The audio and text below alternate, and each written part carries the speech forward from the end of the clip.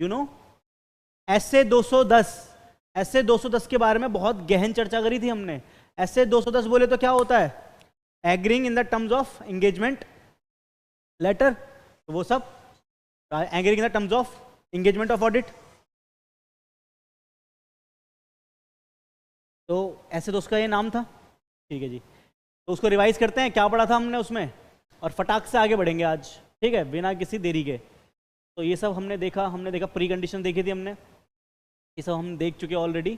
Professional scepticism भी देखा था हमने, तो है ना। तो एक बार बताना प्रोफेशनल स्केप्टिज्म का मीनिंग क्या होता है, रिकॉल करो फटाफट से, बोलो मेरे संग जहां भी बैठे हो। प्रोफेशनल स्केप्टिज्म बोले तो कि auditor should be a questioning mind and he should be alert at every time. तो उसको अलर्ट रहना है और क्वेश्चनिंग माइंड रखना है, जहां भी रेड फ्लैग दिखे तुरंत कार्यवाही करनी, कार्यवाही मतलब पूछताछ करने की, ऐसा क्या, क्यों, कैसे, कब हुआ, ठीक। तो वो उसे मान जाएगी वो प्रोफेशनल स्केप्टिज्म को अप्लाई कर रहा है। यही सब बातों को डिटेल में बताया गया था मुझे पूरे टॉपिक में, ठीक है, हमने देखा भी था। फिर हमने देखा कि ठीक है हमारा ऑडिट हम शुरू कर सकते हैं, लेकिन शुरू करने से पहले हमें क्या करना पड़ेगा, हमें शुरू करने से पहले कुछ टर्म्स एंड कंडीशन पर एग्रीमेंट करना पड़ेगा। किसके साथ, मैनेजमेंट के साथ, या TCWG एज द केस में भी, अगर TCWG है तो वहां पर, तो उनके साथ हमें क्या करना पड़ेगा, टर्म्स एंड कंडीशन को फाइनलाइज करना पड़ेगा। तो ये टर्म्स एंड कंडीशन कैसे फाइनलाइज होंगी, हम दोनों मिल करके बात करेंगे, तय करेंगे, और उसको क्या करेंगे, एक रिटर्न डॉक्यूमेंट पे रिकॉर्ड कर देंगे। उस रिटर्न डॉक्यूमेंट को ही क्या बोला जाएगा, एंगेजमेंट लेटर। बिल्कुल सही बात है। तो ये किसने बताया ऐसा करना है, SA 210 ने। तो हमारे जीवन में SA नंबर 2 आ गया यहाँ पे। एक तो SA 210 पढ़ा था हमने, दो भाई दोनों ही तबाही, दोनों की दोनों क्या थे, जुड़वाते, है ना, 200। तो नाम क्या था उसका, दोनों का नाम भी मिलता था, उया एंड कासा। Overall objective of independent auditor and conduct of an audit in accordance with standard of audit. तो ये हमने ऐसे 210 चैप्टर 1 में सीखा था। ऐसे 210 के बारे में हम देख रहे हैं चैप्टर नंबर अभी 11 में यहाँ पर, ठीक। तो नाम क्या है इसका, agreeing the terms of engagement of audit, ठीक है। तो ये आ गया, ठीक है जी, आ जाओ जी, तो ये सब हम देख लेते हैं। लेकिन हाँ, अब उसने बताया, ऐसे 210 ने मेरे को बताया कि आप जब ऑडिट को एक्सेप्ट कर रहे हैं, एंगेजमेंट को एक्सेप्ट करने जा रहे हैं, तो उससे पहले आपको एक चीज देखना अनिवार्य है कि आप ये देखो क्या प्री कंडीशंस एग्जिस्ट कर रही हैं ऑडिट की या नहीं। अगर प्री कंडीशन एग्जिस्ट कर रही हैं तो ठीक है, बट अगर नहीं कर रही हैं तो आपको सोचना पड़ेगा। लेकिन सर प्री कंडीशन होती क्या है ये तो बताओ, हमने कल पढ़ा था। प्री कंडीशन मतलब क्या होता है कि जो फाइनेंशियल स्टेटमेंट मैनेजमेंट ने प्रिपेयर करी है, क्या वो एप्लीकेबल FRF के थ्रू हुई है या नहीं हुई, क्या वो FRF जो अप्लाई करा है वो एप्लीकेबल है या नहीं, एक्सेप्टेबल है या नहीं है। पहली प्री कंडीशन ये थी। दूसरी प्री कंडीशन ये थी कि क्या करना है, मैनेजमेंट से ऑब्टेन करना है। क्या करना है, ऑब्टेन करना है एग्रीमेंट। कि बोलो मैनेजमेंट मेरे पीछे पीछे, क्या तुम ये मानते जानते और समझते हो क्या, 3 बातें। पहली बात क्या, कि जो तुमने फाइनेंशियल स्टेटमेंट प्रिपेयर करी है वो तुम्हारे अकॉर्डिंगली FRF है या नहीं, पहली बात तो ये मान ली। फिर इंटरनल कंट्रोल के बारे में तुम मानते हो और उन्हें अप्लाई करते हो कि नहीं, ये बात दूसरी थी। तीसरी बात किससे रिलेटेड थी, कि तुम ऑडिटर को एक्सेस प्रोवाइड करोगे। हाँ करेंगे, कि तुम ऑडिटर को प्रोवाइड करोगे, क्या एक्सेस प्रोवाइड करोगे। कैसा, एक तो फुल पूरा का पूरा एक्सेस प्रोवाइड करोगे, जो तुम्हें पता है रिकॉर्ड डॉक्यूमेंट जो तुम्हारे पास है वो तुम सब ऑडिटर को प्रिपेयर करवा दोगे, दे दोगे। दूसरा कि अगर ऑडिटर को कुछ एडिशनल एविडेंस चाहिए तो उसको तुम वो करने दोगे, हाँ जी करने देंगे।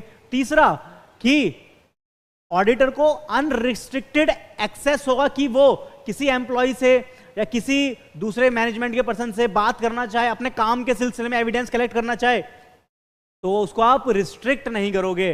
तो बताओ अगर तुम ये मानते हो, जानते हो और ये समझते हो तो मान लेंगे कि प्री कंडीशन एग्जिस्ट करती है, ठीक है, नहीं तो मानेंगे नहीं करती है। तो ये प्री कंडीशन के बारे में बहुत इंपॉर्टेंट है, यहां से काफी बार क्वेश्चन में पूछा गया है, ठीक है। ये सारी बातें मैंने तुम्हें रिवाइज करवा दी। फिर agreeing on terms of audit engagement की, उस एंगेजमेंट में क्या क्या होती है, 5 बातें होती हैं। ये अभी आगे जाके दोबारा जाएगा, ये फॉर्मेट था, नॉट सो रेलिवेंट, हमारे काम का नहीं है, ठीक है। क्या क्या होता है उसके अंदर, जो एंगेजमेंट लेटर होता है उसके अंदर हम ये तय करते हैं कि भाई साहब ये बताओ, चलो पहले वही पढ़ लेते हैं, ये आकर पढ़ लेंगे कि भाई स्कोप क्या है ऑडिटर का, ऑब्जेक्टिव क्या है ऑडिटर का, है ना, ऑब्जेक्टिव क्या है, स्कोप क्या है, और उसके बाद मैनेजमेंट की रिस्पॉन्सिबिलिटी, ऑडिटर की रिस्पॉन्सिबिलिटी। 3 बातें हो गई। और क्या था इसके बाद, कि हमारा जो ऑडिटर है वो रेफरेंस देगा, क्या करेगा, रेफरेंस देगा एक्सपेक्टेड ऑडिट रिपोर्ट का और एक्सपेक्टेड कंटेंट का, कि मेरी रिपोर्ट ऐसी हो सकती है, ठीक है। तो ये सारी बातें वो बताएगा, ठीक है। और क्या पढ़ा था हमने, अच्छा चलो प्री कंडीशन एग्जिस्ट करती है तो कर लेगा, लेकिन सर अगर प्री कंडीशन एग्जिस्ट नहीं करती होगी तो क्या करेगा हमारा ऑडिट, हमारा ऑडिटर क्या करेगा, अरे बता रहा हूं देखो यहाँ पे देखा था ना, objective, scope, responsibility, identification of applicable FRF, सारी बातें बता दिया मैंने, ठीक है। उसके बाद क्या टॉपिक था हमारा, उसके बाद आगे बढ़ो, आगे बढ़ो, आगे आगे बढ़ते जाओ। What happens if precondition and audit are not present. अगर प्री कंडीशन नहीं है तो क्या करेगा हमारा ऑडिटर? तो पहली बात तो वो क्या करेगा, वो एक्सेप्ट ही नहीं करेगा, ठीक है। जनरली ही did not accept the proposed audit, ठीक। वो देखेगा कि भाई determine the FRF to be applied is unacceptable। कब होगी? जब एग्जिस्ट नहीं करेगी हमारी प्री कंडीशन, जब FRF जो है अनएक्सेप्टेबल है। दूसरी बात कि वो तो सारी बातें ऑडिटर मैनेजमेंट जानती मानती या वो बात समझती नहीं है कि भाई हम एक्सेस नहीं देंगे आपको, वो ये मना कर रही है, हम आपको एडिशनल पोजीशन नहीं लगाने देंगे, हम नहीं मानते इंटरनल कंट्रोल जरूरी है। तो अगर ऐसी कुछ बात हो रही है तो भी क्या प्री कंडीशन एग्जिस्ट नहीं कर रही है प्री कंडीशन हमारी। Limitation on scope of audit, ठीक है। अगर हमारे स्कोप पर क्या लगा दिया, लिमिटेशन लगा दिया, हमारे स्कोप को छोटा कर दिया जाए तो हमारा ऑडिटर क्या करेगा? अगर अनलेस रिक्वायर्ड बाय लॉ, तो वो क्या करेगा? जब तक लॉ ने ना बोला होगा तब तक वो ऑडिट को एक्सेप्ट नहीं करेगा। अगर लॉ ने बोला है करने का तो करने का, नहीं तो वापस जाने का, भाई हम नहीं कर सकता आपकी कंपनी का ऑडिट, सॉरी हमें माफ कीजिए, ठीक है। ओके, उसके बाद हमने क्या पढ़ा? Acceptance of change the terms of audit engagement, कि ऑडिटर का फाइनलाइजेशन हो गया, ऑडिटर को चुन लिया, तय कर लिया कि ये टर्म्स एंड कंडीशन होंगी, हम ऐसे आगे बढ़ेंगे ऑडिट को लेकर के अपने। लेकिन बाद में मैनेजमेंट या टीसीडब्ल्यूजी को होश आया कि हम क्या करते हैं, टर्म्स एंड कंडीशन को कुछ चेंज करना चाहते हैं। तो उस केस में हमारा ऑडिटर क्या करेगा? अगर जस्टिफाइबल रीजन होगा, अगर जस्टिफिकेशन वैलिड होगा, रीजनेबल होगा, तो फिर तो मान लेंगे चलो ठीक है कर सकते हैं। बट अगर कुछ घपलेबाजी लग रही है तो नहीं करेंगे, सीधी बात इतनी सी है, ठीक है। अब कब कब कर सकते हैं, या फिर कब कब हमें क्या करना चाहिए, एंगेजमेंट लेटर को रिवाइज करना चाहिए या रिमाइंड करवाना चाहिए कि हमारा क्या क्या स्कोप है या हम क्या क्या इस टर्म्स एंड कंडीशन हमने लिखा हुआ है, वो सारी बातें कब कब भेज सकते हैं। कुछ कंडीशन है देखो, ठीक है। के बाद था वो टॉपिक, पहले हमने वो पढ़ा था, ये बाद में पढ़ा था। अगर रैकरिंग ऑडिट है, रैकरिंग ऑडिट यानी कि तुम लगातार उस कंपनी को ऑडिट कर रहे हो बार बार पिछले कुछ वर्षों से, और इस बार तुम चाहते हो कि एंगेजमेंट लेटर नहीं भेजना है, ठीक है। बट अगर कुछ कंडीशन ऐसी है कि जहां पर लगता है कि एंगेजमेंट लेटर को रिवाइज करना जरूरी है, रिवाइज मतलब जो पहले टर्म एंड कंडीशन थी वो आज के टाइम पे वैलिड है, इनवैलिड है, उस पर एक बार फिर हमें क्या करना चाहिए, बैठ करके एग्रीमेंट करना चाहिए, तय करना चाहिए कि भाई कंडीशन चेंज करने का समय आ चुका है। या तो फिर हम क्या करेंगे, रिवाइज करेंगे, या फिर हम क्या करें, रिमाइंड करवाएंगे कि जो टर्म एंड कंडीशन अब इतना टाइम हो गया, हमने पहले भेजा था लेकिन अब लग रहा है कि यार मैनेजमेंट लगता है कि भूल गई होगी ये टर्म एंड कंडीशन को, ये कंडीशन बतानी जरूरी है दोबारा से, नहीं तो हो सकता है उसको गलत इंटरप्रेट कर लें। तो क्या क्या वो सिचुएशन है जहां पर ये हरकत हमें करनी चाहिए? पहली बात तो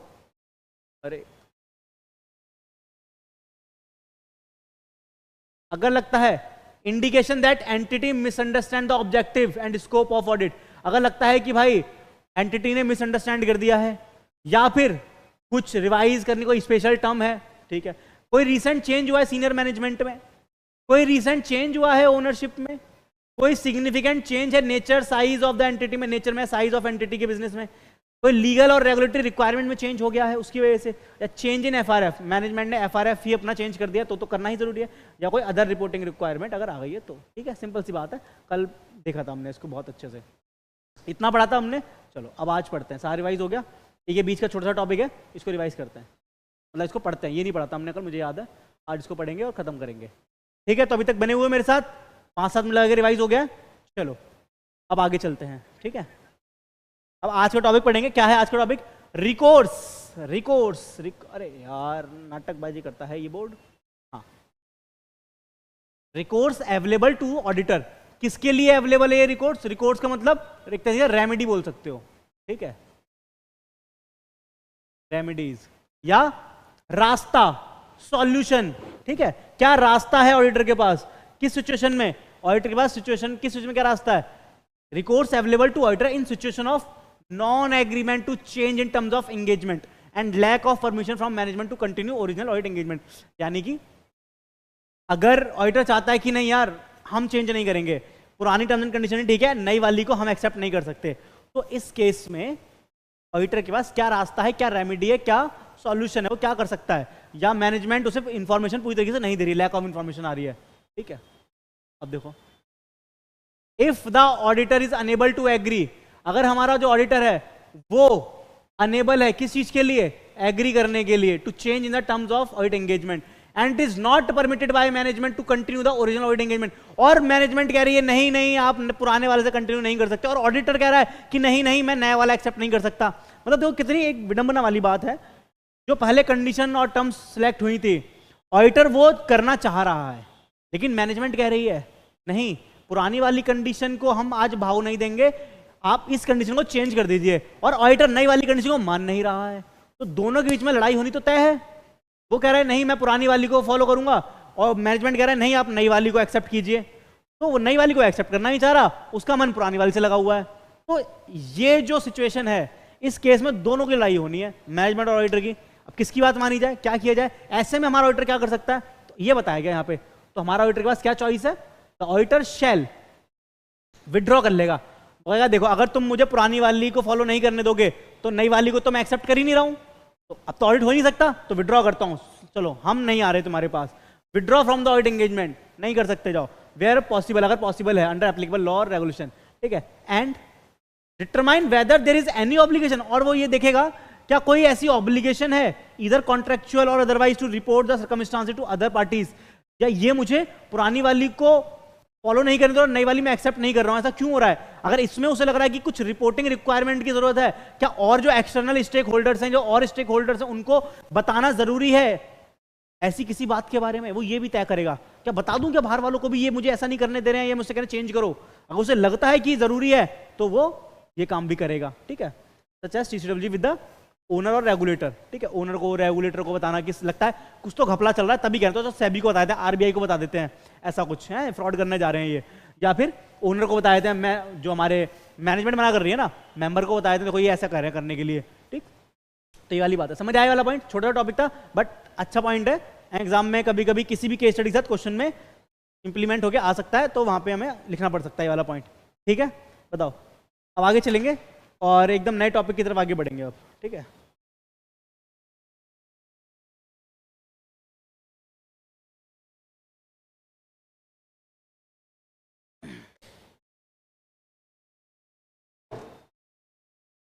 चलो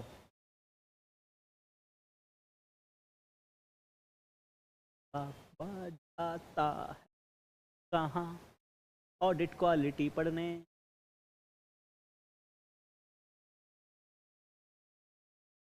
हाँ audit quality, we already know the meaning of quality, तो इससे तो मुझे नहीं लगता कि किसी को कोई दिक्कत परेशानी होगी। ऑडिट में क्या क्या क्वालिटी होनी चाहिए, या कब बोलेंगे कि आपके ऑडिट में क्वालिटी है जी, आपने जो काम करा है एकदम शुद्ध काम करा है या बहुत ही मजेदार काम करा है, कब बोलेंगे ऑडिट में क्वालिटी कब झलकेगी, कब झलकेगी? आओ यही तो पढ़ना है, ये मुझे कौन बताएगा? SQC 1 और SA 220, कहा था एक और ऐसे आने वाला है हमारे जीवन में, तो ऐसे 200 आ चुका है, ऐसे 210 आ चुका है, और आज किसका आगमन हुआ है हमारे जीवन में? SA 220, बोलो एक बार, SA 220, ठीक है। चलो आ जाओ। The purpose of an independent audit is to provide, हमारे ऑडिट का पर्पस क्या है अल्टीमेटली, क्या हमें क्या करना है? इंडिपेंडेंट ऑडिट का पर्पस क्या है? टू प्रोवाइड अ कॉन्फिडेंस कि जो यूजर्स हैं, यूजर किसके? फाइनेंशियल स्टेटमेंट के, उनको कॉन्फिडेंस आए यार कि हाँ ऑडिट हो गया कंपनी का, मतलब कंपनी में ऐसा कुछ घपला नहीं चल रहा है, कंपनी सही राह पर है, तो वो कॉन्फिडेंस देना है हमें कहीं ना कहीं। तो हमारे काम पर कितनी जिम्मेदारी है, हमारे कंधों पर कितनी जिम्मेदारी है, तो हमें ये काम कितना क्वालिटी वाइज करना चाहिए। तुम इस बात को समझ पा रहे हो एक बार कि तुम्हारे एक सिग्नेचर, तुम्हारे एक साइन की वजह से और तुम्हारी चेकिंग की वजह से कोई अपनी पूरी पूंजी लगा सकता है किसी कंपनी में, मतलब कितना बड़ी रिस्पॉन्सिबिलिटी तुम्हारे ऊपर है ये, तो तुम्हें कितना क्वालिटी वाइज ये काम करना चाहिए, तो तुम्हारे ऑडिट में वो क्वालिटी झलकनी चाहिए। समझो इस बात को कि लोग डिपेंडेंट है तुम्हारे ऊपर, इकोनॉमी डिपेंडेंट है कहीं ना कहीं तुम्हारे ऊपर, जो रिलायंस, टाटा, अडानी ऐसी कंपनी को ऑडिट करते होंगे, उनके ऊपर तो पूरी इकोनॉमी का भार है। अगर उन्होंने कहीं गलत रिपोर्ट दे दी और कल को पता चला कि ये तो चोर आदमी निकले सारे की सारे, तो इकोनॉमी भी धराशायी हो सकती है हमारी। तो कितनी बड़ी रिस्पॉन्सिबिलिटी है, जो अपना काम करना है तो कैसे करना चाहिए, एकदम मस्त करके क्वालिटी वाइज की, हाँ अरे कोई भी ऐसी चीज नहीं निकलेगी जो आपके डिसीजन को इन्फ्लुएंस कर दे या मैटेरियली मिसस्टेटेड हो। तो छोटी मोटी एरर तो माफ है, जिसे तुम रीजनेबल एश्योरेंस देते हैं, बट ऐसा कुछ नहीं लगा जो आपको डिसीजन को इन्फ्लुएंस कर दे, यार ये तो बहुत बड़ा पाप कर दिया मैंने, ऐसा कुछ नहीं होने वाला, ठीक है। तो वो क्वालिटी कब आएगी वो पढ़ना है मेरे को। समझ आया कि टॉपिक का रेलिवेंस क्यों है? क्योंकि हमारा जो ऑडिट का पर्पस है वो क्या, कॉन्फिडेंस प्रोवाइड करना है यूजर्स को, कौन से जो फाइनेंशियल इंस्ट्रूमेंट को यूज करने वाले हैं, ठीक है। Therefore the high audit quality is essential to maintain a confidence in the independent assurance provide by the auditor, ठीक है। तो क्या है, हाई ऑडिट क्वालिटी होना बहुत ज्यादा जरूरी है। क्या जरूरी है? तो हाई ऑडिट क्वालिटी होना बहुत ज्यादा जरूरी है कि नहीं? खुद सोचो कि तुमने किसी कंपनी का ऑडिट करा और हाँ ठीक है टिक्के टिक्के लगा के आ गए बस, और जो यूजर्स हैं उन्होंने तुम्हारे कहने पे या तुम्हारे सिग्नेचर पे, तुम्हारी चेकिंग के बलबूते पे अपने जीवन की पूरी पूंजी इन्वेस्ट कर दी और 4 दिन बाद पता चला कंपनी फ्रॉड निकली। कंपनी तो बड़े बड़े फ्रॉड चल रहे थे बेचारे, उसकी तो पूरी की पूरी पूंजी चली गई तुम पे भरोसा करके। तो क्या तुम इतने भरोसे वाले हो? क्या तुम पे इतना भरोसा किया जाए? हाँ, क्योंकि तुम कौन हो? इंडिपेंडेंट हो। तो इसलिए हमें अपना काम कैसे करना चाहिए? हमें अपना काम ईमानदारी से, पूरा कर्तव्य से, पूरे निष्ठा का पालन करते हुए और क्वालिटी मेंटेन रखते हुए करना चाहिए। एकदम हाई स्टैंडर्ड ऑफ क्वालिटी रखनी पड़ेगी मेरे को।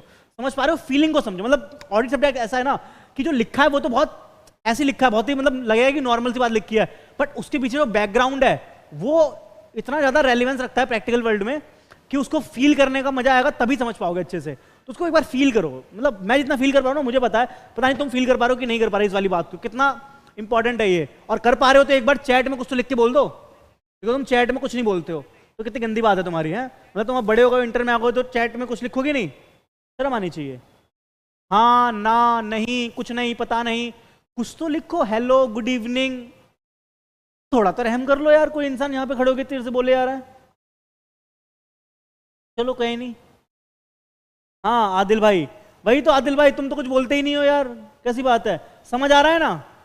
तो बीच बीच में ना थम्स अप, यस, नो, नहीं समझ आया, पता नहीं, कैसे, क्यों, पूछो एक बार तो इंटरेक्शन बनेगा। देखो मैं यहाँ पे तुम्हें पढ़ा रहा हूँ, जब इंटरेक्ट नहीं करोगे तो कैसे मजा आएगा? तुम फील करो इस चीज को। Audit is a feeling. Subject तो है ही मार्क्स लाने के लिए, बट इस सब्जेक्ट को फील करना जरूरी है। जितना ज्यादा इंटरेक्ट करोगे उतना ज्यादा सब्जेक्ट बॉडी में जाएगा। भाई इसमें लिखना है मेरे को, लिखेंगे कब? जब याद रहेंगी। याद कब रहेगी? जब मैं बार बार इसको सुनूंगा, फील करूंगा तभी। ठीक है आदिल भाई, वेरी गुड, शाबाश। और बाकी लोग भी भाई जो देख रहे हैं, जो बाद में देखोगे तो कमेंट में लिख के बताना भाई कि कैसा लगा, क्या था सेशन में। कुछ तो बोल दिया करो एक बार एटलीस्ट, जिससे पता तो चले कि हाँ क्या इंप्रूवमेंट की जरूरत है, क्या करना है क्या नहीं करना। फीडबैक तो दिया करो एटलीस्ट, ठीक है? कितना कम फीडबैक देते हो। खैर वापस टॉपिक पर आते हैं। तो it is the responsibility of auditor to maintain high audit quality. तो ये जिम्मेदारी किसके ऊपर है ऑडिट की क्वालिटी मेंटेन करने की? ऑब्वियसली ऑडिटर पर। जो काम कर रहा है उसी पे तो क्वालिटी मेंटेन करने की जिम्मेदारी थोपी जाएगी। बिल्कुल। तो ये हमें कौन सिखाएगा? क्योंकि हमें तो नहीं आता है, हम तो पहली बार ऑडिट पढ़ रहे हैं और इसके बाद ऑडिट करने को मिलेगा, तो हम तो नहीं जानते हैं ये कैसे किया जाता है।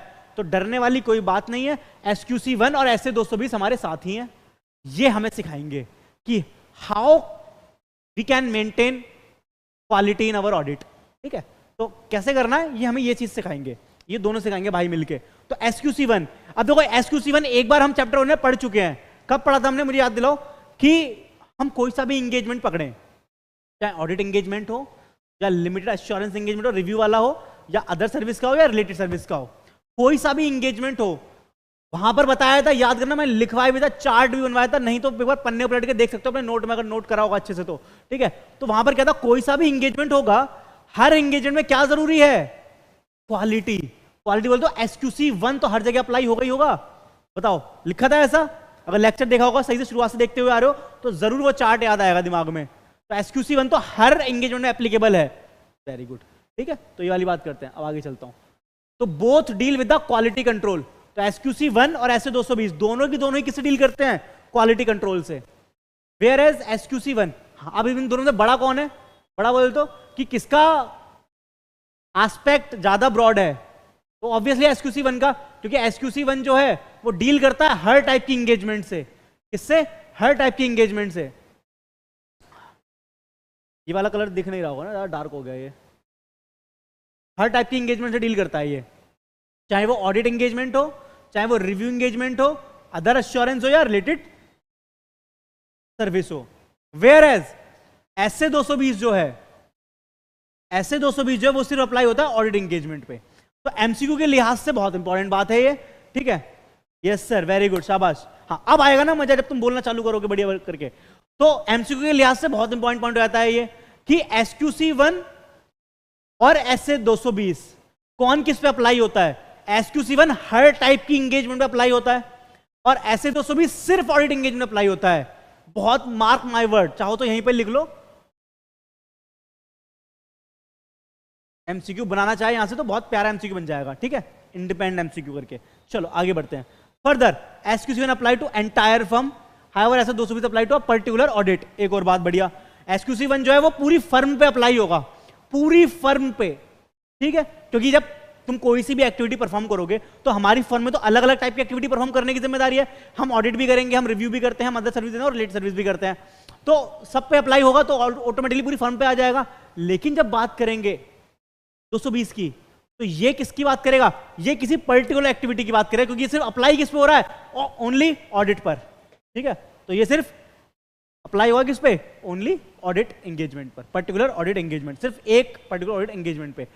आई होप क्लियर होगा, ठीक है। जिस तरीके से मैं पहुंचना चाहता हूं तुम्हारी तरफ, उस तरीके से पहुंच पा रहा हूँ, मेरा ऐसा मानना है, ठीक है। और मैं पहुंच रहा हूँ, मेरे को ऐसा लग भी रहा है, क्योंकि हमारे रिप्लाईज आ रहे हैं तो मैं फील कर पा रहा हूँ, ठीक है। वेरी गुड, शाबाश। चलो जी, आइए अब आगे बढ़ते हैं इसके बाद, ठीक। अब SQC1 सिखाएगा, SQC1 में बहुत इंपॉर्टेंट बात सिखाएगा। SQC1 क्या है? Quality control for firms that perform audit and review of historical financial information and other assurance है। ये SQC1 का पूरा नाम है। पहली बात तो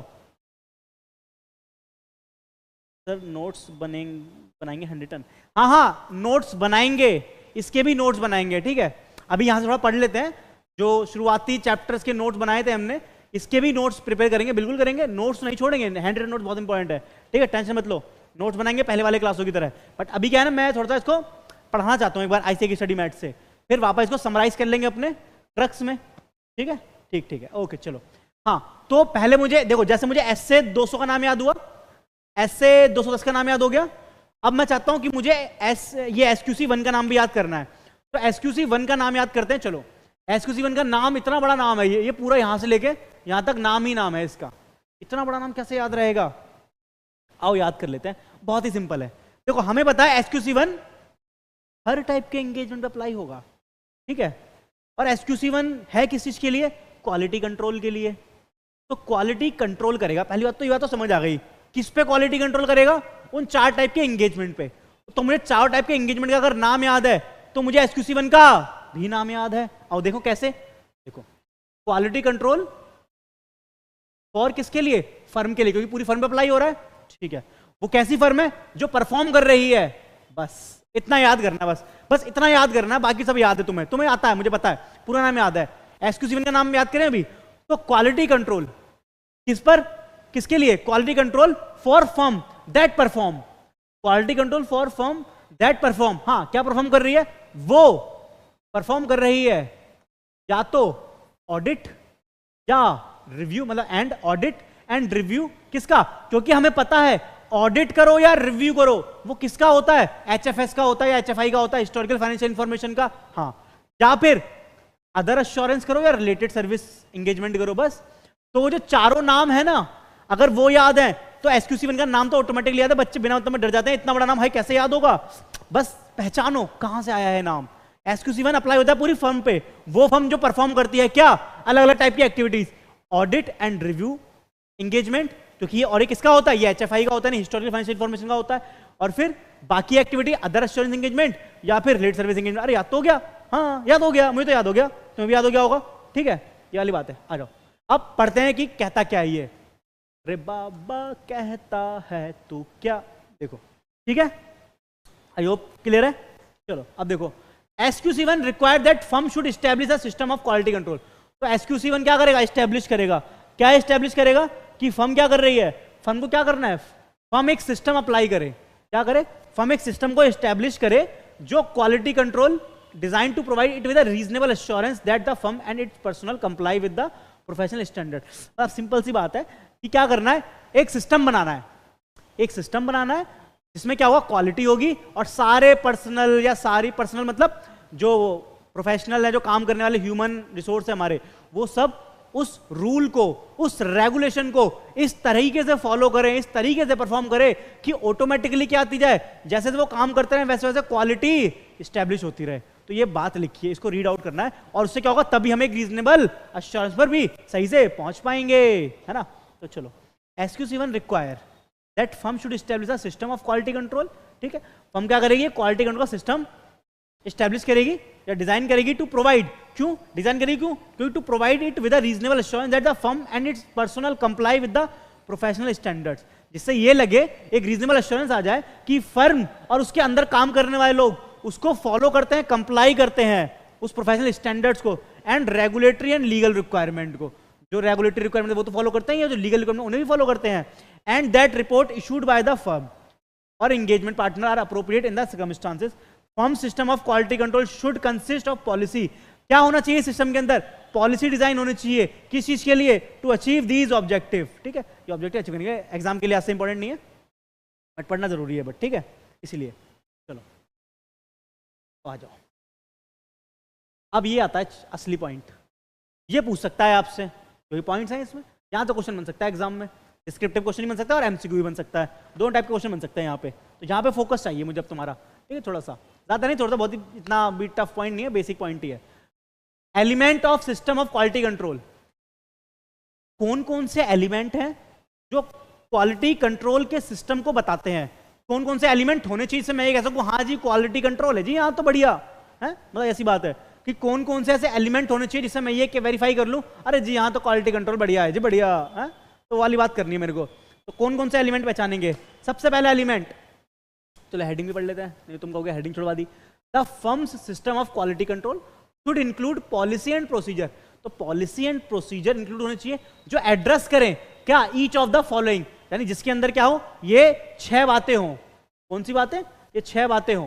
ठीक है, आ जाओ एक एक करके डिस्कशन करते हैं इनके ऊपर। ठीक है, तो पहला क्या होना चाहिए उस फर्म में, leadership responsibility for quality within the firm, यानी एक लीडर होना चाहिए। वो लीडर मतलब कौन हो सकता है सीनियर मैनेजर हो हमारा ऑडिट का, सीनियर पार्टनर भी हो सकता है, जो क्या करेगा, जो सब कुछ सही से देख रेख करेगा, जो रिस्पॉन्सिबल होगा सही तरीके से काम को करवाने के लिए, कि हर कोई अपना काम सही से कर रहा है या खुद भी अपना काम सही से कर रहा है कि नहीं कर रहा। लाइक लीडर होता है ना, कि लीडर तय करेगा कि हाँ ये काम ऐसे होना चाहिए, काम वैसे होना चाहिए, वैसे करो, ऐसे करो, मैं ऐसे करूँगा, तुम ये करो, तुम वो करो, तो और इस तरीके से मेंटेन करे कि प्रोफेशनल स्टैंडर्ड भी मेरे कंप्लाई हो जाए, मेरे रेगुलेटरी स्टैंडर्ड भी कंप्लाई हो जाए, लीगल रिक्वायरमेंट भी कंप्लाई हो जाए, रेगुलेटरी रिक्वायरमेंट भी कंप्लाई हो जाएगी, तो ऑटोमेटिकली क्वालिटी आ जाएगी, है ना, आ जाएगी कि नहीं आ जाएगी।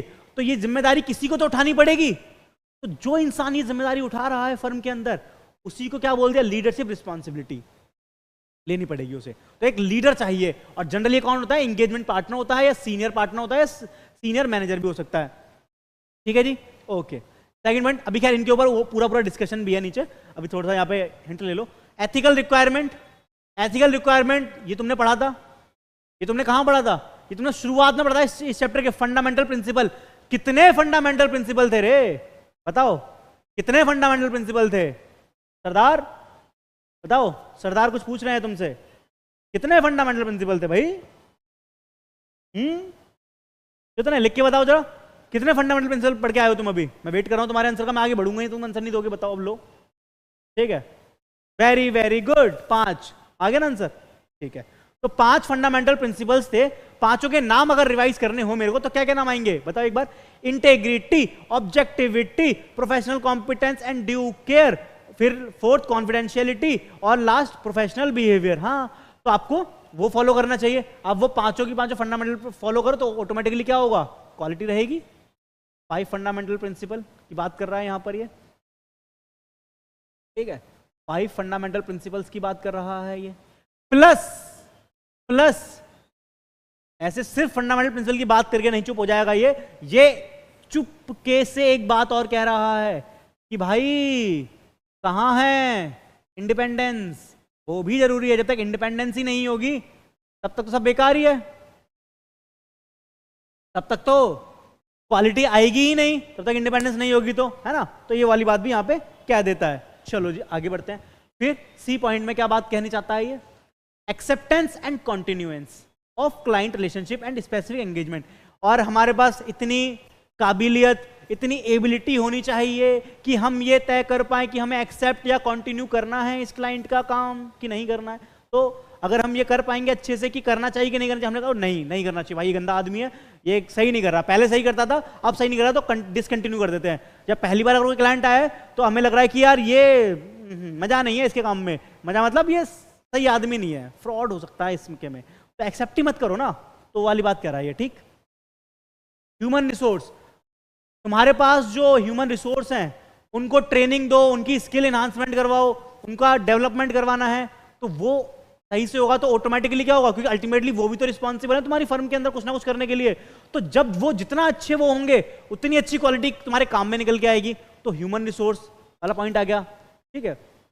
इंगेजमेंट परफॉर्मेंस, सिर्फ सीखना या सिखाना ही काफी नहीं है, जब हम एक्चुअली में वो वर्क कर रहे हैं तो हमारे परफॉर्मेंस में भी क्या आनी चाहिए, हमारे एंगेजमेंट परफॉर्मेंस में क्या वो चीज निखर के आनी चाहिए कि हमने जो सीखा है हम वो अप्लाई कर पा रहे हैं। हमें इंडिपेंडेंस सिखा दी गई कि इन माइंड होनी चाहिए और अपीयरेंस में होनी चाहिए, तो वो दिखना भी चाहिए जब परफॉर्म कर रहे हैं, तो वैसा होना भी चाहिए, वो वाली बात होती है, ठीक है। तो ये परफॉर्मेंस में आ गई। एंड लास्ट मॉनिटरिंग, कि जो भी फर्म के अंदर काम हो रहा है उसको मॉनिटर करना तो जरूरी है। जब तक मॉनिटरिंग नहीं होगी तो जरूर कोई काम कैसे सही होगा, पता कैसे चलेगा, तो काम हो गया उसको मॉनिटर करोगे तब उसमें गलतियां निकलेंगी ना, तो मॉनिटरिंग साथ साथ जरूरी है। लास्ट पॉइंट तो सिंपल है, ठीक है, very good. I hope clear होंगे 6 की 6 पॉइंट, बहुत अच्छे से क्लियर होंगे और याद भी हुए होंगे कि यहां से क्वेश्चन बन सकता है, वो 6 पॉइंट पूछ सकता है एमसीक्यू या सीधा डिस्क्रिप्टिव में भी।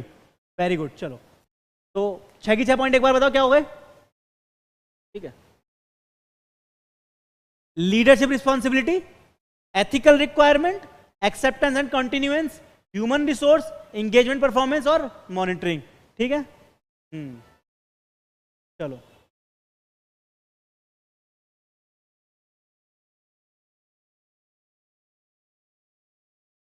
ठीक है, डन, आगे बढ़ते हैं, ठीक है।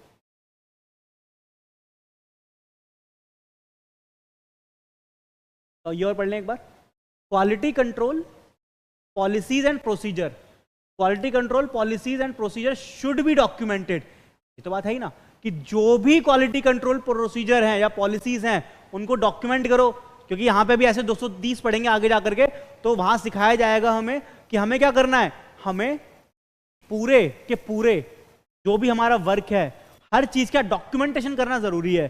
तो जब हमारे पास जो क्वालिटी कंट्रोल के पॉलिसी है उनको डॉक्यूमेंट करके रखो, और उन्हें क्या करो, सिर्फ डॉक्यूमेंट ही करके मत रखो, उनको क्या करो, कम्युनिकेट भी करो टू द फर्म्स पर्सनल, जो फर्म के अंदर लोग काम कर रहे हैं उनको भी बताओ, वो भी सीखें कुछ, है ना। तो बाय कम्युनिकेटिंग से होगा क्या, firm recognise the importance of obtaining feedback. तो अगर किसी को फीडबैक देना है, किसी को कुछ उस पर अपना कमेंट देना है, सजेशन देना है, तो बता पाएंगे कि सर इसको ऐसे नहीं करते हैं, एक काम करते हैं इसमें ये चेंज करते हैं, तो और ज्यादा अच्छे से कंट्रोल आ जाएगा। तो ऐसा हो सकता है जब उन्हें पता ही नहीं होगा बेचारों को, तो वो क्या ही फीडबैक देगा रे, है ना। ये वाली बात है। बताओ, अब मैं कह रहा हूं कि जब तुमने फीडबैक दोगे ही नहीं तो मैं क्या बताऊंगा, इसमें क्या चेंज करूं, तो बताओगे तभी तुम्हें समझ आएगा ना कि अच्छा हाँ यहाँ पे तुम्हें समझ आया, यहाँ पे तुम्हें थोड़ा डाउट रहा, तो तभी तो पता चलेगा, तो फीडबैक ही नहीं मिलेगा। तो इसलिए फिर रिपोर्टिंग करना, एक डॉक्यूमेंटेशन करना ही काफी नहीं है, साथ साथ कम्युनिकेट करना भी जरूरी है अपने लोगों के साथ, ठीक है। इंपॉर्टेंस होगी फीडबैक की on its quality control system from its personnel, therefore the firm encourage its personnel to communicate their views और कंसर्न ऑन क्वालिटी कंट्रोल। वही वाली बात है कि फर्म इनकरेज करेगी कि चलो भाई कुछ बताओ, तुम्हें क्या लगता है कि हम क्या सही और क्या और अच्छा कर सकते हैं, ठीक है। चलो जी आगे चलें, चलो चलें चलो चलें। ये रिपीटिशन है जो ऊपर पढ़ के आए हो, उसी को चार्ट फॉर्म में दिया हुआ है आईसीआई ने, कुछ ज़्यादा तीर नहीं मार दिया, ठीक है। अब जो पॉइंट पढ़े उनको यहाँ डिटेल में बताया हुआ है, हालांकि मैं समझाते तुम्हें बता दिया है, और रीड कर लेते हैं क्योंकि अगर कोई एमसीक्यू का पॉइंट होगा इसमें तो मैं बता दूंगा साथ साथ ही, है ना। आओ, तो फर्स्ट पॉइंट क्या था, leadership responsibility for quality within the firm. SQC1 require firm to establish policy and.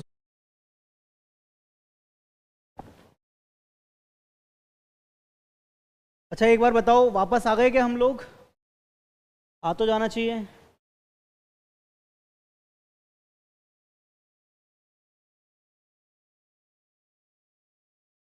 आ गए हम लोग, वापस आ गए, एक सेकंड, क्यों लग रहा है आ गए परफेक्ट। ऑडियो वीडियो वापस ठीक है, एक बार कंफर्म करो मेरे को, फिर मैं आगे चलाऊं।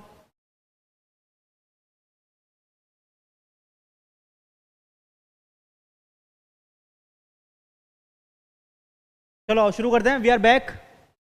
चलो कहाँ पे रुके थे हम लोग?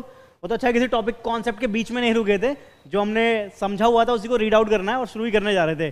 तो back to the work, we are back. ठीक है, कुछ यस ओके ठीक है। तो कुछ ये छोटी मोटी टेक्निकल एरर तो होती रहती है, बट ये सब हमें रोक नहीं पाएंगे, क्योंकि तू ना रुकेगा कभी, तू ना थमेगा कभी। कर शपथ, कर शपथ। ठीक है, चलो भाई जी 17A पढ़ने जा रहे थे हम।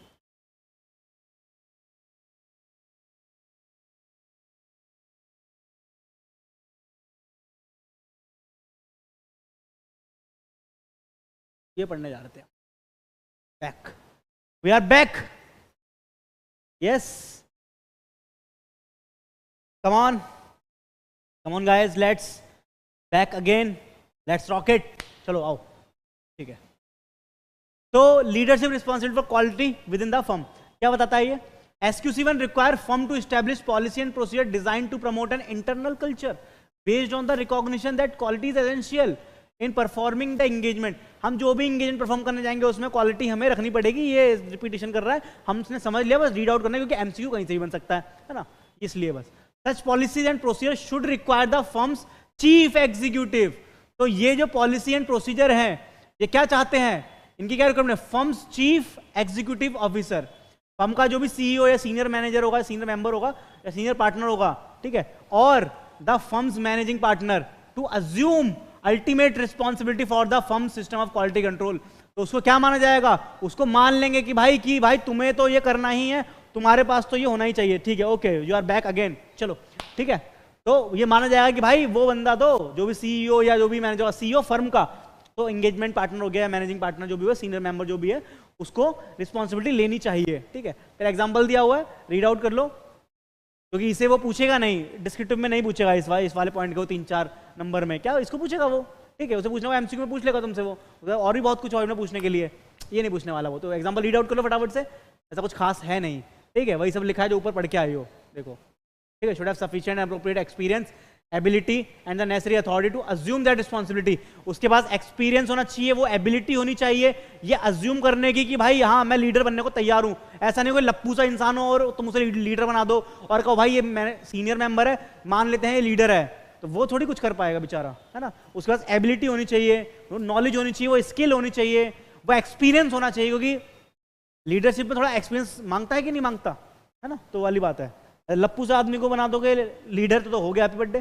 ठीक है, चलो फिर एथिकल रिक्वायरमेंट, यहां पे वही सब बातें जो हम पढ़ के आए हैं पहले, वही सब दे रखा है, तो इसको मैं फटाफट से निकालता हूं। ठीक, चलो। The firm should establish policy and procedure design to provide it with a reasonable assurance that the firm and its personnel comply with the repetition code of ethics issued by ICAI। Final में जाके पढ़ोगे ज्यादा detail में, अभी बस उनका बस हल्का सा इंट्रोडक्शन मेरे को पढ़ना है, जो कि मैं पढ़ रहा हूँ, जो कि एथिक्स में मैंने पढ़ भी लिया कहीं ना कहीं। ठीक है, वही सब है। बाकी हाँ, फाइनल में तो पूरा 20 नंबर का सिलेबस है इसके ऊपर, तो वो अलग बात है, जब पहुंचोगे तो वहाँ पढ़ने को जरूर मिलेगा, अच्छे से पढ़ना। ठीक है, तब की तब देखेंगे, तब पढ़ेंगे वहाँ पर। आ जाओ, अभी आ जाते हैं। तो ये कोड क्या एस्टेब्लिश करता है? कोड किस बारे में बात करता है मेनली? तो कोड जो है मेरा फंडामेंटल प्रिंसिपल्स के बारे में ही मेनली बात करता है of professional ethics, which include integrity, objectivity, professional common due care and confidentiality and professional behavior। ये तो हमने 1000 बार पढ़ लिया अब तक, तो तुम बुढ़ापा आ गया तुम्हारा पढ़ के ये चीजें, है ना। बताओ, चलो। ऑब्जर्वेशन ऑफ इंडिपेंडेंस, हाँ प्लस क्या था, इंडिपेंडेंस जरूरी थी, ऊपर ही बता दिया मैंने ये तो। ठीक है, सिर्फ खाली ये 5 चीजें नहीं, plus independence is the key, तो इंडिपेंडेंस जरूरी है। तो इंडिपेंडेंस इन ऑल एंगेजमेंट, कोई सा भी एंगेजमेंट हो, इंडिपेंडेंस तो इंपॉर्टेंट है ना, बेसिक रिक्वायरमेंट है। The firm should establish policy and procedure design to provide it with a reasonable that the firm it personnel and maintain independence where required by the code. ठीक है, हाँ ये वाला point, ये 2 point जो है ये एग्जाम में पूछ सकता है मुझे डिस्क्रिप्टिवली, ये मैं पढ़ लूंगा अभी। ठीक है, such policy and procedure should enable the firm. तो ये पॉलिसी और प्रोसीजर जो है ये फर्म को इनेबल करते हैं, किस चीज के लिए? Communicate its independence requirement to its personnel, कि भाई अपनी जो भी पॉलिसी एंड प्रोसीजर हैं वो क्या करो, कम्युनिकेट करो, अपनी इंडिपेंडेंस को भी, इंडिपेंडेंस रिक्वायरमेंट जो भी वो कम्युनिकेट करो, किसको? पर्सनल को। और भी लोग सीखे, जो तुम्हारे जूनियर हैं वो भी सीखे कि इंडिपेंडेंस कैसे होते हैं, कैसे बना जाता है इंडिपेंडेंस इस डिपेंडेंट दुनिया में, है ना। फिर next point, identify and evaluate circumstances. तो आइडेंटिफाई करो और इवेल्युएट करो उन सर्कमस्टांसेस को और उन रिश्तों को, उन रिलेशनशिप को that create threat to independence. कितने टाइप के थ्रेट थे हमारे, बताओ, हम थ्रेट पढ़ के आए हैं। तो उन सिचुएशन को, उन कंडीशन को, उन सर्कमस्टेंस को आइडेंटिफाई करो कि यार ये कहीं वो कंडीशन तो नहीं है जो मेरे इंडिपेंडेंस को प्रभावित कर सकती है, कहीं ये वो कंडीशन तो नहीं है जो मेरे इंडिपेंडेंस को हार्म कर सकती है। कितने थ्रेट पढ़े थे हमने इंडिपेंडेंस के, फटाक से आंसर दो जल्दी, आई एम वेटिंग।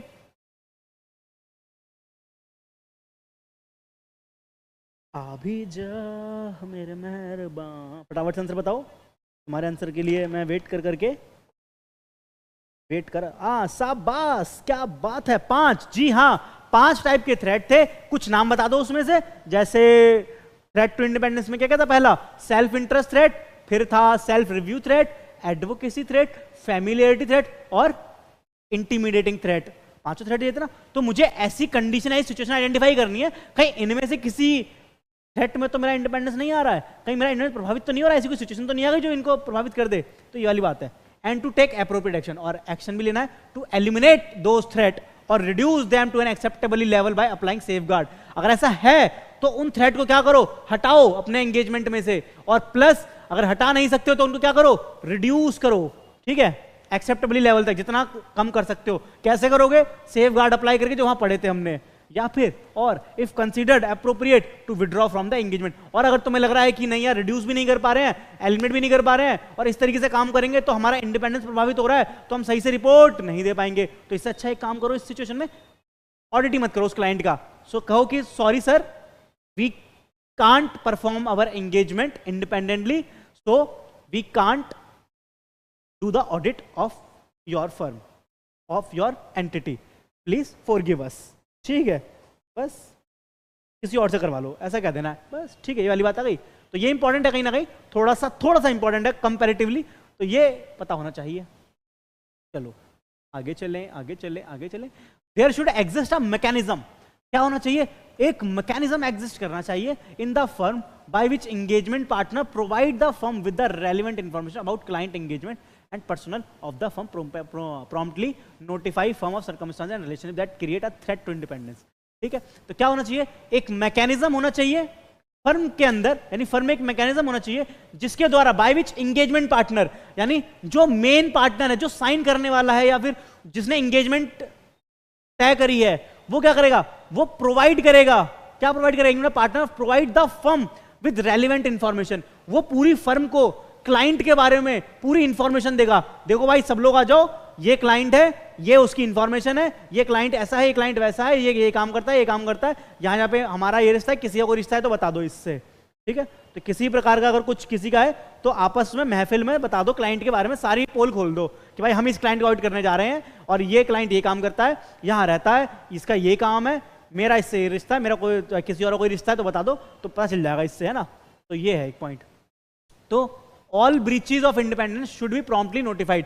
तो जहां पे भी अगर कोई ऐसा है जो कहते कि सर मैं तो पहले इस कंपनी में जॉब करता था, या ये तो मेरे रिश्तेदार हैं, किसी पार्टनर का बोल देंगे तो सर ये तो हमारे रिश्तेदार है, तो ऐसा तुरंत पता चल जाएगा, प्रॉम्प्टली नोटिफाइड हो जाएगा to firm for appropriate action. तो हम तुरंत एप्रोप्रिएट एक्शन ले पाएंगे, हम उस पार्टनर को रखेंगे ही नहीं एंगेजमेंट, या उस जो जॉब वाला बंदा उसको कहेंगे भाई रहने दो, या हम उसका विड्रॉ कर लेंगे एंगेजमेंट अकॉर्डिंगली, जो भी हमें सुटेबल सॉल्यूशन लगेगा accordingly.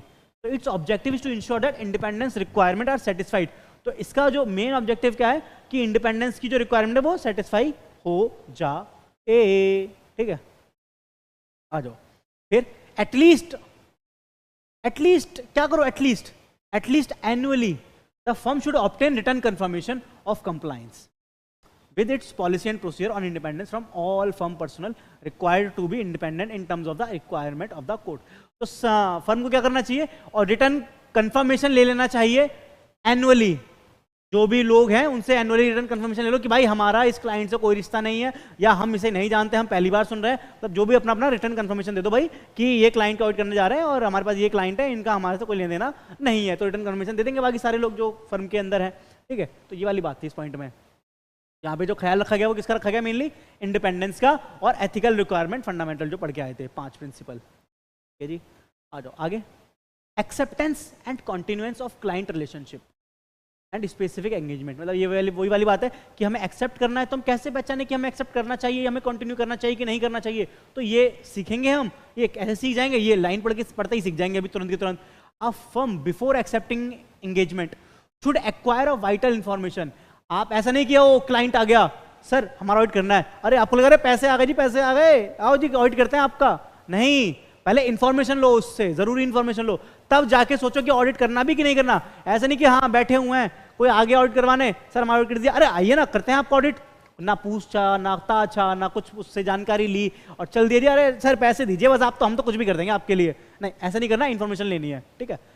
Should acquired a vital information about the client, client के बारे में जानकारी तो लो, कहीं फ्रॉड आदमी तो नहीं है, कहीं जनता को चूना तो नहीं लगा रहा, कहीं पब्लिक को नुकसान तो नहीं पहुंचा रहा है, कहीं उसका कुछ गलत काम करने का इरादा तो नहीं है फ्यूचर में, ऐसा।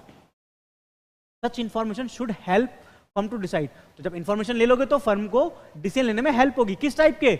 इंटीग्रिटी ऑफ क्लाइंट, हमें क्लाइंट की इंटीग्रिटी पे बारे में चलेगा कि भाई क्लाइंट सही है कि नहीं, ईमानदार है कि नहीं है, उसकी कॉम्पिटेंस पता चलेगी, including capabilities, time and resource to perform engagement.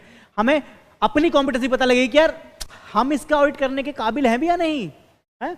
मानो कि कल को क्या हो, कल को एलॉन मस्क आ जाए टेस्ला का ऑडिट करवाने हमसे, और तुम अभी अभी सीए पास आउट हुए हो, तुम तो कर ही लोगे, लेकिन तुम्हें अंदर से पता है यार इतनी बड़ी कंपनी का ऑडिट करने के लिए मैं अभी मेंटली तैयार नहीं हूं, तो कॉम्पिटेंस अभी मेरे पास नहीं है, मेरे पास रिसोर्स भी नहीं है, मेरे पास अभी लोग भी नहीं है ज्यादा, मेरे आर्टिकल भी नहीं है, मेरे पास पार्टनर भी नहीं है, मैं अकेला कैसे करूंगा, कॉम्पिटेंट ही नहीं हूं मैं करने के लिए।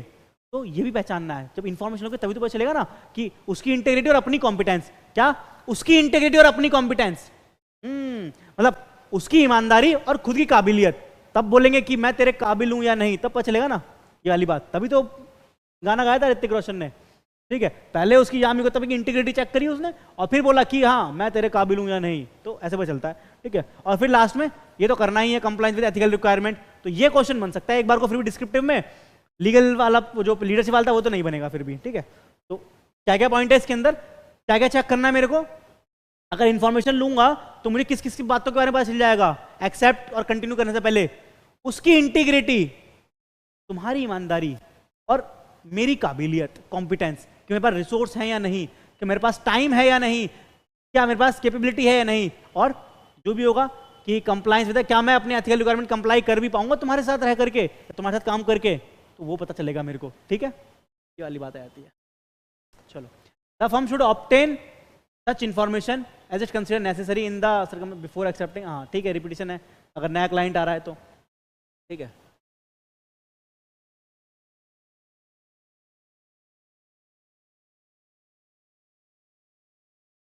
rather टू कंटिन्यू, और फिर एग्जिस्टिंग को कंटिन्यू करना है या नहीं, तभी तब पता चल जाएगा ये सारी इंफॉर्मेशन लेकर के। And when considering acceptance of new engagement with an existing client, ठीक है, where issue have been identified and the firm decide to accept or continue the client relationship or specific engagement, it should document how the issue was resolved.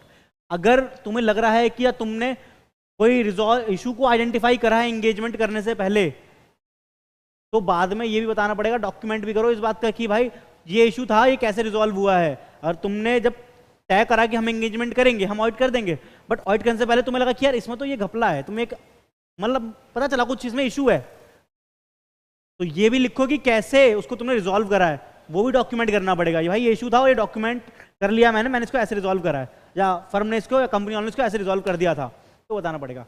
तो with regard to integrity of client,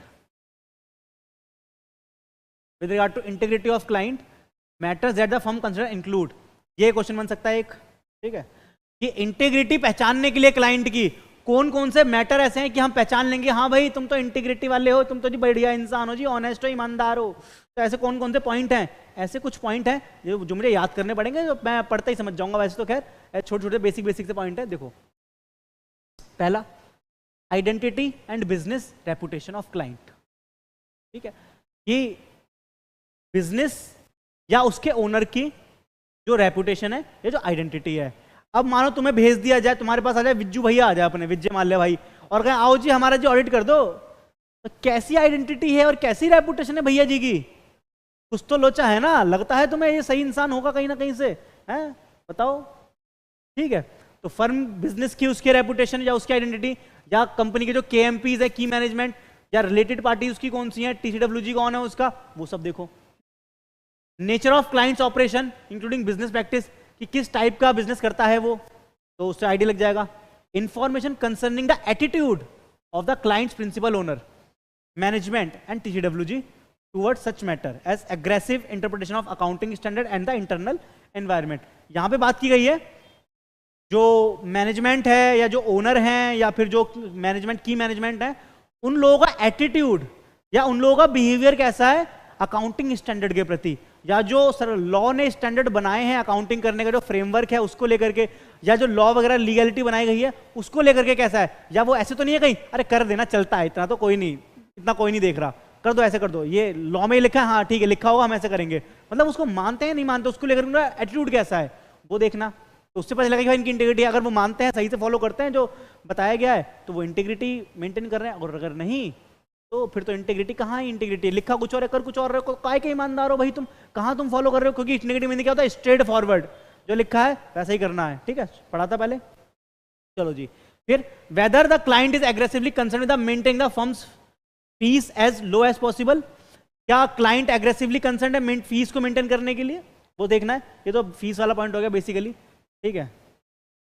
indication that client might be involve in money laundering, क्या कोई ऐसी indication है कि ये money laundering में शामिल हो सकता है, ये ड्रग्स माफिया वालों के साथ शामिल हो सकता है, या फिर हो सकता है कि कुछ अदर क्रिमिनल एक्टिविटीज में शामिल है, ये मिला हुआ है दाऊद से ऐसा, या इसका कुछ दाऊद के साथ ट्रांजैक्शन में लेन देन है, ऐसा कुछ आइडेंटिफाई हो रहा है, लग रहा है तुम बैठे हुए हो जब टर्म्स वगैरह फाइनल हो रही थी तभी इसके पास फोन आ गया दाऊद इब्राहिम का, तो मतलब यार इसके पास फोन क्यों आया है, तो कुछ तो लोचा हो सकता है, तो मतलब कुछ मनी लॉन्ड्रिंग करता होगा ये, उसका पैसा मेंटेन करता होगा, ब्लैक को वाइट करता होगा ये दाऊद के, तो ऐसा हो सकता है, तो ऐसा आइडेंटिफिकेशन हुआ कि नहीं हुआ, तो अगर ऐसा कुछ इंडिकेशन है तो लग जाएगा, इंटीग्रिटी पर शक हो जाएगा, बिल्कुल हो जाएगा, ये वाली बात है, ठीक है।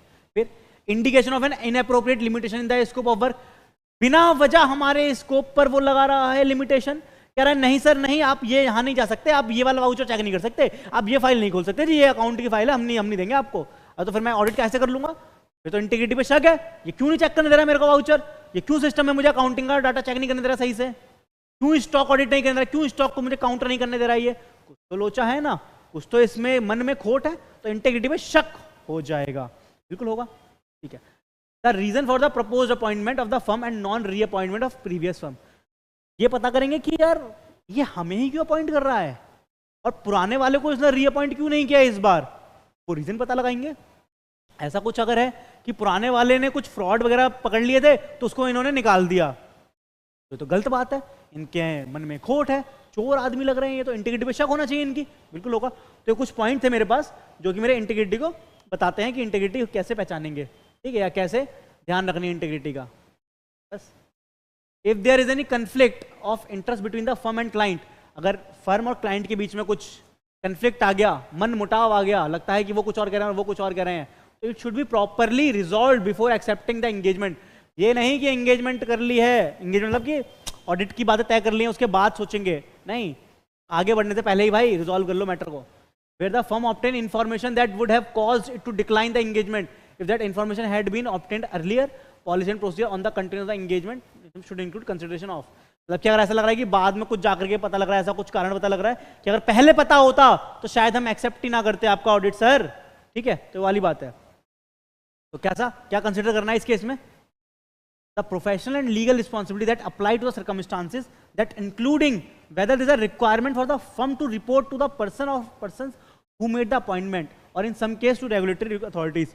तो ये कंसिडर करना पड़ेगा कि ऐसी कोई प्रोफेशनल या लीगल रिस्पॉन्सिबिलिटी है मेरे ऊपर कि मुझे क्या करना है, मुझे रिपोर्ट करना चाहिए किनको, जिन्होंने मुझे अपॉइंट करा है, मेंबर अपॉइंट करते हैं जनरली, तो मुझे मेंबर को बताना चाहिए ऐसा कुछ हो रहा है, या उससे ज्यादा लोगों को कोई लीगल रिक्वायरमेंट, मुझे सेबी को बताना चाहिए, मुझे आरबी को बताना चाहिए, ऐसा कुछ हो रहा है यहाँ पे गलत, ठीक है, तो वाली बात है। The possibility of withdrawing from the engagement और from both the engagement and the client relationship, तो अगर ऐसा कुछ है कि पॉसिबिलिटी है कि मुझे विड्रॉ कर लेना चाहिए तो विड्रॉ की बात करेंगे कि भाई सॉरी हम नहीं कर सकते, अगर पॉसिबिलिटी है तो, नहीं तो फिर लॉ ने बोला करने का तो फिर तो करने का ही है, बेसिक चीज़ हटा दो इसको, ठीक है। तो सारा लिखा है ये, क्या पॉइंट है बताओ। ह्यूमन रिसोर्स के अंदर क्या बताया था मैंने जब ये ऊपर पढ़ाया था, तो स्किल, ट्रेनिंग, डेवलपमेंट, वही सब बातें करनी है। The firm should establish policy and procedure designed to provide with a reasonable assurance that it's sufficient personnel for the capabilities, competent commitment to ethical necessary to perform it in accordance with the professional standard. अरे वो सब repetition है यार, ठीक है, देख सकते हो. Relevant HR issues including recruitment, compensation, training, career development, performance evaluation, etc. They should impress on the continuing professional development. तो क्या यहाँ पे important line क्या है, बस क्या होना चाहिए? कंटिन्यूइंग प्रोफेशनल डेवलपमेंट होनी चाहिए फर्स्ट, जो फर्म के लोग हैं उस पर इंफेसिस देना है मेरे को, ठीक है. ये लाइन इंपॉर्टेंट है, बाकी इससे तुम सारा समझ सकते हो. बताओ कोई दिक्कत है क्या? ऊपर ही बता दिया था, मैं समझा तो दिया था मैं तुम्हें ऑलरेडी. यहाँ तो वापस सेम चीज रिपीटिशन है एक तरीके से, हाँ है कि नहीं? बिल्कुल है. चलो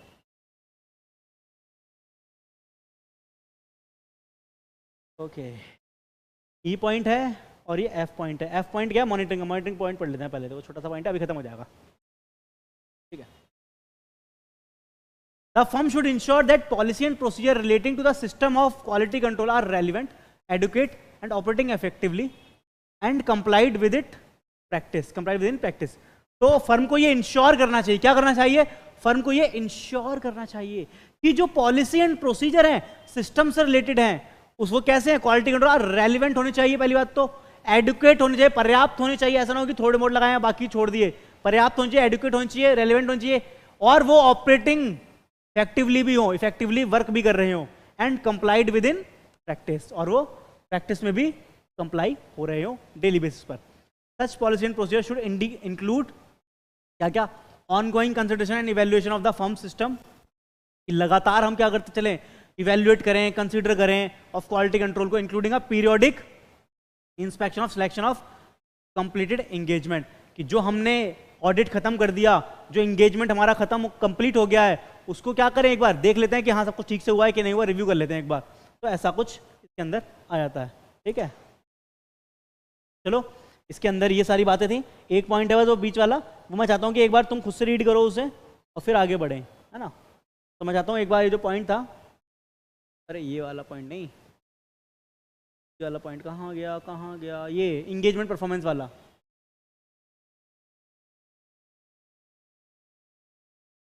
ये पॉइंट खुद से रीड करो एक बार, और खुद से रीड करना तो होमवर्क में एक बार रीड करके आना खुद से अगली क्लास में, ठीक है. समझेंगे इसको फिर, क्योंकि समझेंगे, पढ़ेंगे और फिर आगे बढ़ेंगे, ठीक है. बस मेनली अब थोड़ा सा ही बचा है, अब 40% चैप्टर बचा है, बस ये वाला खत्म होने वाला है. अब 220 के बारे में बातें होंगी बस. तो फिर ये सब बातें आ जाएंगी, दोबारा रिपीटिशन रहेगी. क्वालिटी कंट्रोल के ऊपर ये मेनली बात मेरी तो जो बची है, ठीक है. उसके बाद लास्ट में तो कुछ है ही नहीं ऐसा खास, खत्म हो गया फिर तो चैप्टर, बस इतना सही है. 40% भी कहाँ बचा है, 10% चैप्टर बचा है बस, ठीक है. अगली क्लास में खत्म करते हैं चैप्टर को, ठीक है, फिर नया चैप्टर चालू करेंगे. बस ये लास्ट थोड़ी थोड़ी बातें बची हैं, इसको खत्म करते हैं, ठीक है. तो आई होप आपको समझ आया होगा. भाई कुछ पूछना हो तो पूछ लो, ठीक है. बाकी